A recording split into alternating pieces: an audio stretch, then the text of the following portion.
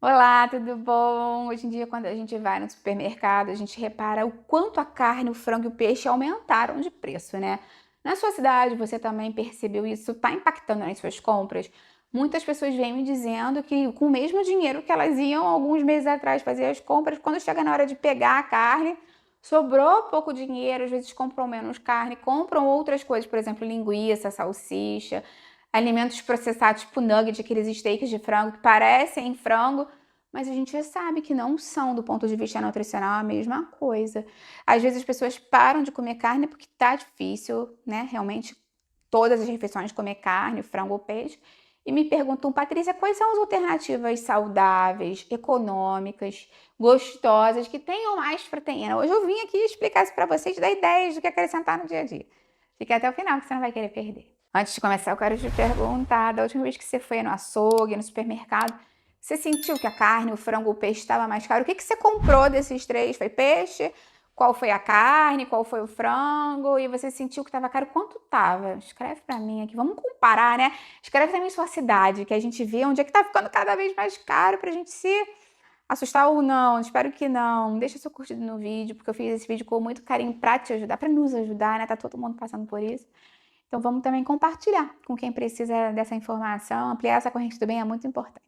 Acho que o maior erro quando a gente está no mercado e não sabe direito o que comprar é justamente falar: não vou comprar carne e vou tentar não fazer uso disso no dia a dia, pelo menos alguns dias, para tentar dar uma economizada.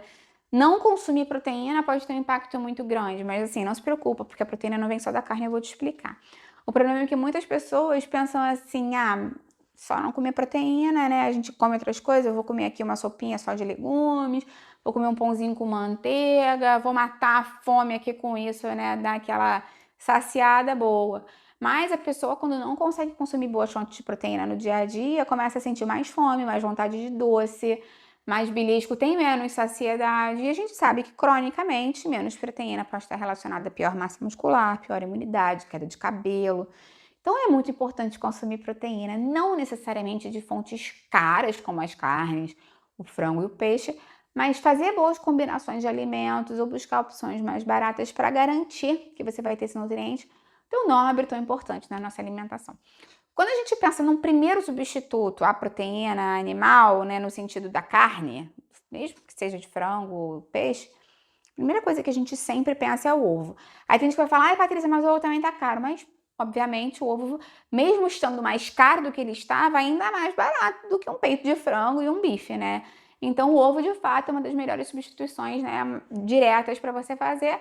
E um dos bons custo-benefícios da alimentação que a gente tem é um alimento extremamente interessante do ponto de vista metabólico também. Ele tem a proteína completa porque ele é de origem animal, então ele fornece todos os aminoácidos essenciais que você precisa no seu corpo, porque tem isso também, nem toda proteína que você consome é uma proteína completa. Então o ovo possui sim todos os aminoácidos essenciais que a gente não consegue produzir através de, né, mudanças dos aminoácidos que estão no nosso organismo. E, além disso, ele é rico em leucina. A leucina é um aminoácido muito importante para a manutenção de massa muscular, como se fosse um interruptor biológico que estimula a manutenção e o crescimento de massa muscular. E, principalmente, essa leucina é importantíssima conforme a gente vai envelhecendo, 40, 50, 60 anos, a gente tem que garantir boas fontes de leucina. Então, se você não vai comer carne, frango e peixe, o ovo já é uma fonte natural de leucina para você acrescentar no dia a dia. Ainda tem a questão da versatilidade que o ovo tem, né? Porque como o ovo vai para o lado doce, para o lado salgado, para café da manhã, para almoço, dependendo de como você prepara o ovo, ele pode entrar literalmente em qualquer refeição do seu dia. Você pode fazer uma omelete reforçada com legumes, você pode fazer um ovo mexido com tomate e cebola que fica ótimo no café da manhã, pode fazer uma panquequinha à base de ovo, com uma farinha de grão de bico, com uma farinha de amêndoas, com uma farinha de chia, com uma farinha de aveia, com a farinha que você usa, ele dá aquela saciedade boa e entra bem com arroz e feijão, né? Fazendo uma refeição completa, um pratão completo. Um ovo entra bem com um grão de bico, com uma lentilha. Então, o ovo, ele complementa bem, ele une bem tudo, mais ou menos como um papel que uma carne, um frango ou um peixe teria, né? Daquela sensação de comida de verdade mesmo. E a saciedade do ovo é bem interessante também, porque como ele tem a proteína, mas também tem a gordura boa, ele sustenta a sensação de saciedade. Ele também sustenta o açúcar do sangue, porque ele tem a proteína e tem a gordura boa. Tem a colina, que é boa para o cérebro, que é boa para tirar a gordura que estava no fígado. Tem vitamina D, um dos alimentos que naturalmente, poucos, né, alimentos naturalmente são ricos em vitamina D. Vitaminas do complexo B. Então, além de tudo, é ultra nutritivo e interessante para acrescentar no dia a dia. Eu imagino que você já soubesse a dica do ovo, mas nunca vale, né, nunca é demais a gente ressaltar o papel dele. Antes de te falar agora de outros alimentos que você pode consumir, de fato, que não são animais e que tem bastante proteína, eu quero te falar que se você busca ajuda para emagrecer, controlar o açúcar do sangue, diminuir a inflamação, para dar uma olhada aqui embaixo na descrição. Eu vou deixar o link para os meus desafios de 10 dias para cada um desses objetivos. Tem receitas, cardápios e todo dia uma orientação diferente. Todo mundo tá amando, acho que você também vai gostar. Dá uma olhadinha lá. Vamos falar agora de comida realmente barata e rica em proteína e como fazer as melhores combinações para a gente melhorar isso no dia a dia. Quando a gente pensa em vegetal, a gente tem que pensar nas leguminosas, tá? Grão de bico, ervilha, lentilha, feijão, soja. Isso porque esses alimentos conseguem entregar uma combinação muito interessante de proteína, fibra, minerais e dão muita saciedade pra gente. Tem uma coisa muito importante porque a gente não tem uma noção prática, né, de quantidade de proteína das coisas. Então eu vou comparar para você de forma simples aqui. 100 gramas de peito de frango cozido normalmente tem em torno de 30 gramas de proteína, só para você se situar. 2 ovos grandes tem em torno de 12, 13 gramas. Agora, 100 gramas da lentilha cozida tem 9 gramas. 100 gramas de grão de bico, aproximadamente entre 8 e 9 também. O feijão, 5 a 7 gramas, dependendo do tipo. E ervilha, 5 a 6 gramas. Ou seja, normalmente elas não vão chegar perto da densidade proteica de um frango. Mas também eles não são alimentos com pouquíssima proteína. Se você for consumindo ao longo do dia, se você consumir uma quantidade maior e combinando principalmente, a gente consegue melhorar bastante a qualidade nutricional da refeição. Por exemplo, lentilha com ovo. Imagina, você já tem os ovos, ainda coloca uma lentilha. Maravilhoso, uma refeição extremamente rica em proteína, saciante, mais do que, por exemplo, se você fizesse um macarrão com molho de tomate, entendeu? Porque nesse caso, às vezes é uma opção, né? Muitas pessoas que não estão comendo carne, frango, peixe, fazem uma massa assim, botam um molhinho de tomate, um creme de leite, que basicamente gordura pura. Então, falta proteína. Então, tentar fazer as melhores combinações são melhores. E ainda tem a vantagem da fibra, porque isso muda muito a saciedade, porque proteína mais fibra gera uma digestão mais lenta, mais estabilidade glicêmica. A lentilha chama muita atenção e eu gosto muito, particularmente, de usar no dia a dia, porque ela cozinha bem mais rápido do que o grão de bico, por exemplo. Então, a gente tem que deixar o grão de bico de molho, né? Então, esperar, cozinhar na pressão. A lentilha eu acho mais prática para cozinhar, gasta menos gás, gasta menos tempo, né? A gente não tem muito tempo no dia a dia, então o sabor também é bem gostoso. Eu gosto de temperar às vezes com um pouquinho de cominho, para ficar com um sabor assim meio oriental, meio árabe, acho que fica gostoso. A ervilha funciona super bem em sopa, purê, refogado, combinada com ovo, até mesmo com um queijinho. E você pode comprar a ervilha congelada, que é mais saudável, mais nutritiva e mais rápida de cozinhar também. Falando da soja, a soja normalmente é bem interessante porque é uma das proteínas vegetais mais completas que existem, né? Ela tem uma boa quantidade de aminoácidos essenciais e uma qualidade proteica muito superior a muitos vegetais que existem por aí. Inclusive, alguns alimentos derivados da soja conseguem atingir quantidades proteicas realmente impressionantes para alimentos de origem vegetal, porque em 100 gramas de tofu a gente consegue algo próximo a 8 a 15 gramas, dependendo de como ele foi feito. A soja cozida, o feijão, pode passar de 15 gramas de proteína por 100 gramas. Tipo, praticamente quase um ovo. Ou seja, ela é realmente uma das fontes vegetais mais proteicas que existem. Existe também a proteína texturizada de soja, que é uma opção uma das mais baratas de proteína vegetal que tem. Mas tem um segredo pra gente preparar, né? Porque muitas pessoas falam que a consistência é esquisita, que não tem gosto de nada, que não pega tempero. Então, o ideal é você hidratar, lavar bem, escorrer, aperta na mão assim, até sair aquela água. E depois você tempera com alho, com cebola, com páprica, com cominho, com erva, bota limão, mostarda, molho de tomate, se você quiser. Isso reduz aquele sabor residual da soja e melhora muito a aceitação das pessoas.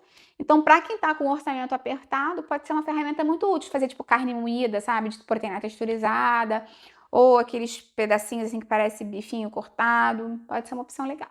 Vale a pena fazer um alerta aqui para aqueles produtos processados, ultraprocessados, feitos à base de soja, porque eles são completamente diferentes da soja e desses alimentos minimamente processados que eu te falei. Por exemplo, esses hambúrgueres vegetais ultraprocessados, embutidos vegetais que parece mortadela, parece presunto, parece salame, parece linguiça. Muitos desses produtos têm uma lista enorme de ingredientes. Muitas vezes tem muito sódio, muito óleo refinado, gordura trans, espessante, aromatizante, ultraprocessamento intenso. Nem sempre é ultraproteico, nem sempre a qualidade proteica é boa. Então, cuidado, observa o rótulo desses alimentos industrializados que querem fingir ser hambúrguer, que querem fingir ser nugget. Porque às vezes pensa assim, ai, pelo menos assim é saudável, vegetal, mas não é sempre assim que funciona. Dá uma olhada no rótulo. Também temos que falar aqui dos laticínios, né? Quando a gente pensa em substitutos à carne, frango e peixe, a gente tem que passar por essa parte da nossa alimentação, né? Que faz todo sentido. Os vegetais podem trazer essa proteína, mas o ovo e os laticínios, como são fontes animais, às vezes concentram mais. Então, pode ser um ótimo complemento, né? Com uma alimentação equilibrada ao longo do dia. Por exemplo, 100 gramas de queijo cottage pode fornecer de 11 a 13 gramas de proteína, mais ou menos 2 ovos, né? 100 gramas de ricota, 10 a 12 gramas de proteína. O queijo Minas frescal, aquele branquinho, furadinho, 14 a 17 gramas. Então, a gente vê que são alimentos bem proteicos e muitas vezes subestimados, né? A gente às vezes pensa, ah, só um queijinho aqui, mas pode complementar bem a proteína do seu dia a dia. Além disso, a gente sabe que existem outros tipos de iogurtes concentrados, como o skyr, que é um iogurte mais proteico, é um iogurte escandinavo, mas mais ou menos parecido com o iogurte grego, né, que é mais dessorado, e até mesmo o queijo Quark, que tem uma concentração mais elevada de proteína. Então, podem ser uma opção interessante para você combinar com o restante da sua alimentação do dia a dia. Lembra que eu tenho um vídeo aqui no canal ensinando como fazer queijo em casa, como fazer iogurte em casa, ou se você preferir de fato comprar, como escolher um bom iogurte e um bom queijo, não ser enganado lá no supermercado, porque às vezes eles são mais baratos, mas são menos nutritivos, menos proteicos, tem amido. Aí eu vou deixar essas dicas aqui embaixo para você na descrição, tá bom? Claro que não tem como fazer esse vídeo sem falar da combinação clássica de arroz com feijão, que muitas pessoas ainda subestimam, acham que não é tão nutritivo, que é uma comida, sabe, como se fosse uma categoria inferior, e na verdade não é, gente. Essa combinação é uma das mais nutritivas que tem, porque todos os vegetais, os alimentos vegetais, né, a grande maioria deles, normalmente tem algum tipo de aminoácido limitante, né? Não tem todos os aminoácidos essenciais. Então, quando a gente consegue juntar diferentes tipos de alimentos, a gente consegue um aminograma completo. Então, o feijão, assim como a lentilha, ervilha e grão de bico, é rico em lisina, e os cereais, como arroz, por exemplo, né, nesse caso aqui, e ajudam com a metionina, que se complementam. Falta esse aminoácido em um, mas o outro tem. Então, quando a gente junta os dois, a gente consegue esse perfil de aminoácidos mais completo. Tem uma questão importante com relação à proporção, que muitas pessoas normalmente tendem a colocar muito arroz, né? Colocam umas 3 colheres de arroz com uma conchinha de feijão. Então, isso pode dar mais ou menos 10 a 13 gramas de proteína no total. Mas se você aumentar o feijão, você consegue ainda mais proteína, porque de fato, quem é mais rico em proteína é o feijão e não o arroz. Então, caprichar no feijão é uma boa opção para você. Só não vai botar no feijão linguiça calabresa, bacon, essas coisas assim, porque aí você vai estar aumentando gordura saturada, né, a quantidade de calorias, que não é o que a gente quer, sódio, né. Eu tenho um vídeo no canal aqui como preparar um bom feijão, a dica do molho, temperos, louro, gengibre, muitas coisas para diminuir a flatulência, os gases. Se você quiser mais dicas, eu vou deixar aqui embaixo na descrição para você. Vou falar para você agora algumas combinações que eu particularmente gosto de fazer, mas eu quero te lembrar que eu tenho algumas playlists aqui que podem te ajudar. Receitas vegetarianas, receitas com ovos, onde o ovo é a estrela, receitas com feijão e lentilha, receitas com grão de bico. Eu vou deixar elas aqui embaixo na descrição para você. Uma combinação que eu gosto muito é de lentilha cozida com ovo, acho que fica muito boa e junta já, né? O ovo já vai ter a proteína, mas a lentilha dá uma caprichada maior ainda. Eu adoro também salada de grão de bico com queijo, e aí você pode botar vegetais, folhas, fica super bom e bem nutritivo. Você pode botar o próprio iogurte natural com sementes variadas, porque a gente sabe que a gente consegue mais proteína, mais fibra, e consegue identificar o índice glicêmico, aumentar a saciedade também. Você pode pensar na própria panquequinha, né, à base de ovo, com alguma farinha interessante, né, botar um queijinho por cima. Pode ser até uma farinha de grão de bico, por exemplo, mais proteica. Então, assim, obviamente, arroz, feijão e ovo, que é aquela combinação que salva a gente quando a gente não tem nada descongelado e pronto, é uma delícia, super nutritiva. Então, a questão é você pensar sempre em não comer, por exemplo, a ideia que eu te falei, né? Um macarrão com molho de tomate, um macarrão com molho branco. um arroz com, sei lá, um empanado ultraprocessado que não é saudável, um arroz com salsicha.